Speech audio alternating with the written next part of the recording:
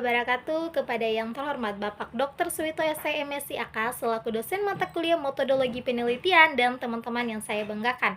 Perkenalkan, nama saya Lailita Sabrina, kelas 4 akuntansi dengan NPM 022722112226.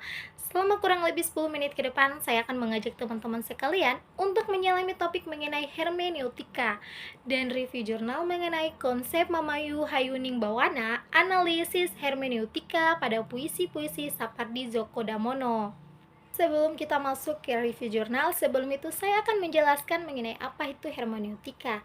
Asal-usul dari kata hermeneutika berasal dari kata Yunani yaitu hermeneuin, yang berarti menerjemahkan atau menafsirkan. Dalam konteks awal, hermeneutika berkembang sebagai metode interpretasi teks agama terutama Alkitab.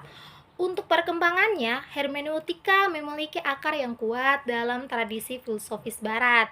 Plato dan Aristoteles adalah beberapa di antara filsuf-filsuf klasik pertama yang membahas masalah interpretasi. Namun, tokoh-tokoh seperti Friedrich Schleiermacher dan Wilhelm Dilthey dan Hans-Georg Gadamer memainkan peran penting dalam pembentukan hermeneutika sebagai disiplin ilmu modern. Jadi, pengertian dari hermeneutika adalah studi atau teori mengenai interpretasi, terutama dalam konteks penafsiran teks atau pesan-pesan kompleks. Istilah ini pertama kali diperkenalkan dalam konteks penafsiran teks religius, tetapi kemudian diperluas ke berbagai bidang, termasuk filsafat sastra, sejarah, dan ilmu sosial. Dalam hermeneutika, ada beberapa konsep kunci dalam hermeneutika. Yang pertama yaitu konteks. Hermeneutika menekankan pentingnya konteks dalam penafsiran. Konteks ini dapat meliputi konteks sejarah, budaya, dan lingkungan sosial, di mana teks atau pesan tersebut dihasilkan. Yang kedua, keterbukaan interpretasi, yang dimana hermeneutika menekankan bahwa interpretasi tidak pernah benar-benar selesai atau terikat secara eksklusif pada makna tunggal. Sebaliknya, interpretasi selalu terbuka untuk revisi dan kemungkinan penafsiran baru. Dan yang ketiga, pair understanding atau konsep ini mengacu pada pemahaman awal atau prasangka yang dimiliki oleh pembaca atau penafsir sebelum melakukan interpretasi. Hermeneutika menyadari bahwa pair understanding ini tidak dapat mempengaruhi cara seseorang menafsirkan teks atau pesan. Dan yang keempat yaitu dialog, di mana hermeneutika seringkali dianggap sebagai dialog antara teks dan pembaca. Ini menekankan bahwa proses interpretasi melibatkan interaksi antara pembaca dengan teks atau pesan yang dibaca, dan pembaca juga mempengaruhi makna yang dihasilkan. Dan yang kelima yaitu hermeneutika kritis, yang dimana pendekatan hermeneutika kritis menyoroti pentingnya konteks kekuasaan politik dan sosial dalam proses interpretasi. Ini mencoba mengungkap dan mengkritis bias dan asumsi-asumsi yang mendasari interpretasi tersebut. Dan yang keenam atau yang terakhir yaitu hermeneutika fenomenologis, yang dimana pendekatan ini menekankan pengalaman langsung dan pemahaman subjektif dalam proses interpretasi. Hermeneutika fenomenologis mengakui bahwa interpretasi terjadi dalam konteks pengalaman individu dan memperhitungkan pengaruh faktor-faktor tersebut. Kita langsung ke pembahasan kedua yaitu mengenai review jurnal. Jurnal yang saya review kali ini mengenai konsep Mamayu Hayuning Bawana, analisis hermeneutika pada puisi-puisi Sapardi Djoko Damono. Yang dimana jurnal yang akan saya review kali ini diperoleh dari jurnal Ilmu Pendidikan Bahasa Sastra Indonesia dan Daerah tahun 2021. Tujuan dari jurnal di atas adalah untuk membahas konsep Mamayu Hayuning Bawana pada puisi-puisi karya Sapardi Djoko Damono. Konsep Mamayu Hayuning Bawana merupakan salah satu konsep ajaran mistis Jawa yang bertujuan membangun keseimbangan, kesadaran, dan kelestarian alam. Konsep ini dapat juga dimaknai sebagai rahmatan lil alamin, yakni menjadikan manusia bermanfaat bagi sesama dan alam. Konsep ini juga bertujuan mencapai keselarasan mikrosomos dan makrosomos, yakni keselarasan hubungan manusia dengan Tuhan, hubungan manusia dengan manusia, dan hubungan manusia dengan alam. Metode penelitian yang mereka pakai dalam jurnal kali ini yaitu artikel ini akan dianalisis berdasarkan konsep penelitian kualitatif. Data yang disajikan berupa teks tertulis berbentuk puisi.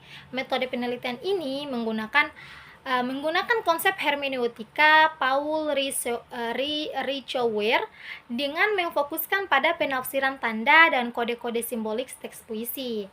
Tahapan-tahapan yang dilakukan dalam penelitian ini mengikuti 6 tahapan, yaitu sebagai berikut. Yang pertama, yaitu menggambarkan struktur teks puisi sebagai sebuah bangunan teks yang otonom dan utuh. Dan yang kedua, yaitu mengobjektivasi struktur teks puisi dilihat dari bentuk majas, bunyi, dan tema. Dan yang ketiga yaitu mengklasifikasi lapis simbolasi dan kode-kode simbolik. Dan yang keempat yaitu penafsiran kode-kode simbolik yang terdapat pada teks. Dan yang kelima, mengaitkan kode-kode simbolik dengan hal-hal di luar dirinya. Dan yang keenam atau yang terakhir yaitu memaknai teks sesuai dengan konsep yang dominan di dalam teks puisi dengan dirangkai konsep mistik Jawa yakni Mamuyu Hayuning Bawana. Untuk hasil dan pembahasan yaitu pembahasan makna Mamuyu Hayuning Bawana merupakan ajaran mistis Jawa dalam menjaga kelestarian alam, menjaga kedamaian hidup dengan sesama, menjaga keseimbangan, serta meninggalkan perbuatan-perbuatan tercela yang mengganggu kenyamanan hidup orang lain. 3 strategi pokok untuk mencapai Mamuyu Hayuning Bawana. Yang pertama yaitu strategi mengolah diri pribadi, olah batin dan olah rasa. Dan yang kedua itu strategi sosial. Dan yang ketiga yaitu interaksi dengan Tuhan atau Endawarasara tahun 2016. Strategi-strategi tersebut memiliki tujuan untuk menjaga harmonisasi kosmos, alam sehingga alam menjadi tentram dan lestari. Pembahasan mengenai konsep ini akan dilihat pada diksi yang memiliki makna simbolik terkait konsep mistik Mamuyu Hayuning Bawana. Untuk diksi yang pertama yang akan dibahas pada bagian ini adalah diksi angin. Diksi angin akan banyak disandingkan dengan diksi-diksi alam yang lain terkait dengan revelasinya terhadap pola-pola keseimbangan kosmos pada puisi Angin Pagi dalam antologi puisi Dukamu Abadi Damono tahun 1969 dan Mata Jendela Damono tahun 2001.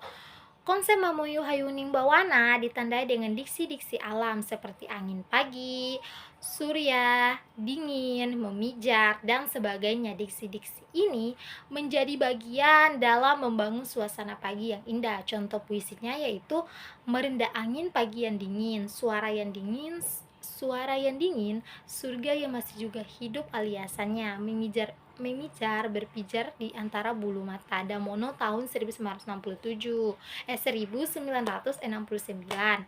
Puisi tersebut menggambarkan suasana pagi yang dingin sehingga suara pun terasa dingin. Tetapi suasana tersebut tetap hidup karena ada surya yang masih senantiasa berpijar, terlihat memijar. Dengan demikian ada keseimbangan antara dingin diimbangi dengan surya yang memijar.